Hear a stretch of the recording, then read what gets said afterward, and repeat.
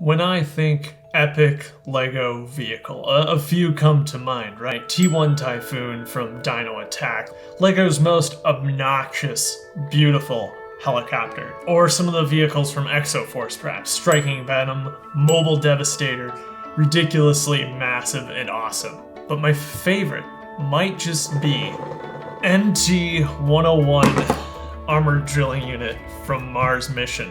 This thing is ridiculously impressive, and I've been waiting for quite some time to share it with all of you. Without further ado, let's take a closer look.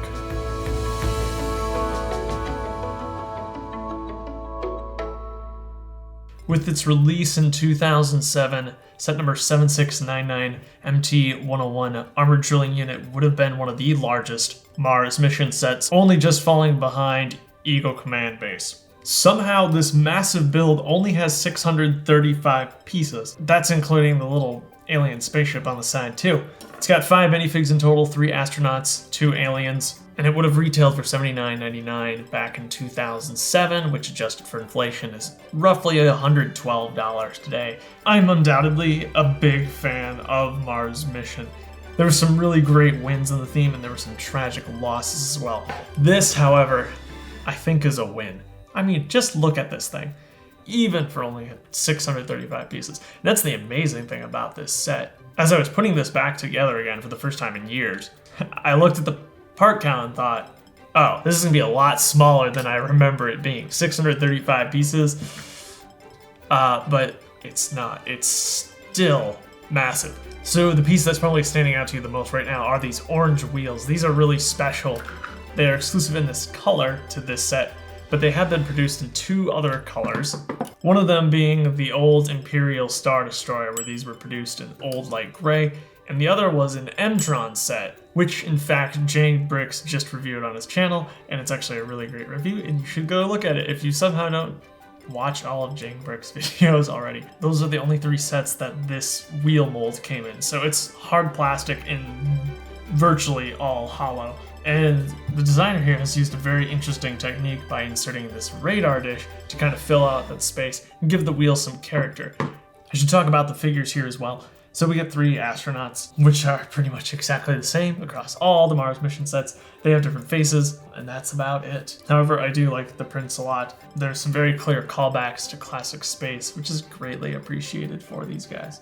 The aliens are simple 2-piece builds with some very detailed molding on them. I forgot to highlight it in my last Mars mission video, but the torsos of these aliens allegedly glow in the dark. You can kind of see the milkier look to them.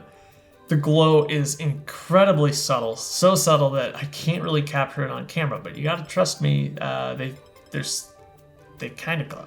Yeah, it's really subtle, but they do glow. It was a fun try. I'm not sure it succeeded in any way, shape, or form, but I like the concept. Now, the main gimmick of this set is that it's actually 3 vehicles in one, plus the fighter over here. So how that works is that these back sections open up and launch a flyer of sorts.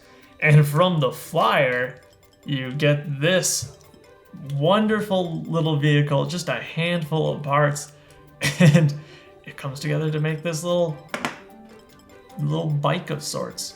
But that just slides into place in the back here. It's really great. My brother and I were obsessed with this thing as kids.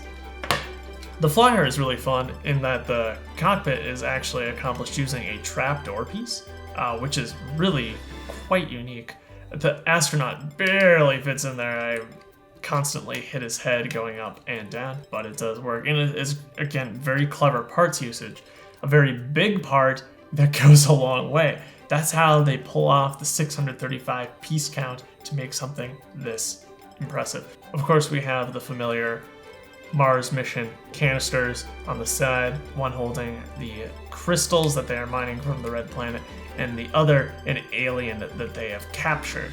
Theoretically, you could line these up with Eagle Command Base and deposit them there through the tube system, which I highlighted in another video. Without the bike in the back, it's simple. But when you put this in here, I feel like that fills it out very nicely, and this makes for a very decent looking flyer. Much of the same can be said for the drilling unit itself. Without this, it looks very bare. This kind of gives us a taste of what's going on the inside. Not much. However, it feels very strong yet, because again, there's so few pieces, it ends up being very light. It's not going to capsize on itself.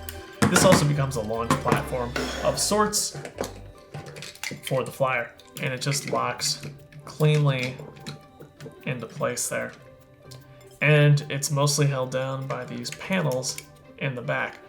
So if this piece looks familiar to you, it's usually used on the canopy of an airplane with room for a door to slide into place. And it's been repurposed very effectively here for a more interesting piece, leaving this open for some sort of exhaust vent of sorts.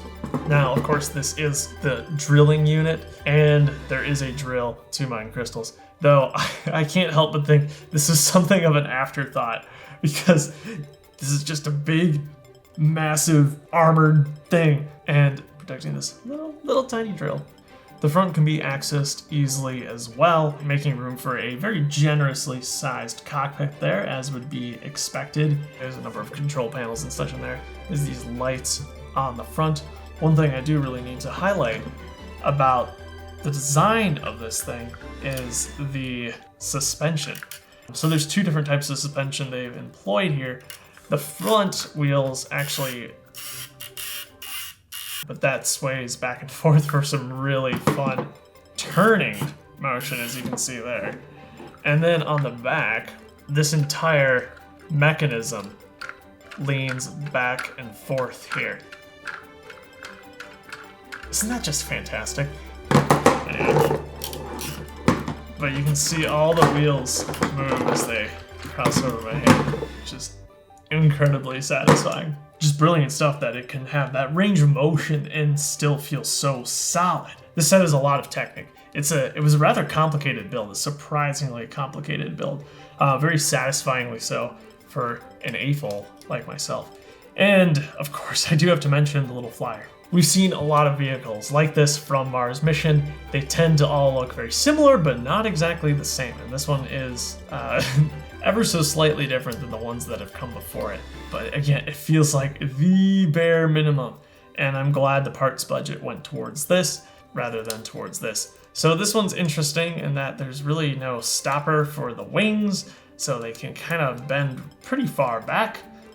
Technically, these can both be raised and lowered independently to get some interesting looks, but I kind of like the wide stance of the wings here, though they don't, of course, lock into place, which is a little frustrating.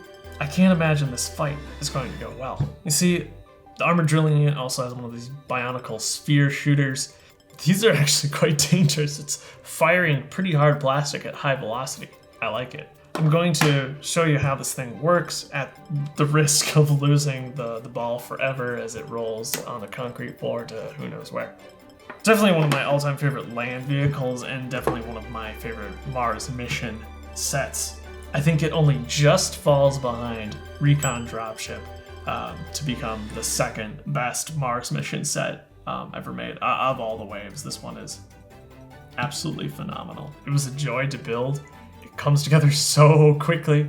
It's not a lot of parts, but it's a massive, massive model. The looks of it don't hold up great under close scrutiny. You can see a lot of multicolored Technic and stuff, but from a distance, I mean, this thing is incredibly impressive and it's incredibly fun to play with. You get 4 vehicles in here for the price of 1. Some really fun driving functions. This set is a complete and total win. That's about it. That's MT-101 Armored Drilling Unit. It's crazy impressive. It's crazy fun. I love it a lot. Thank you for watching. As always, have a great life. I'll see you next time.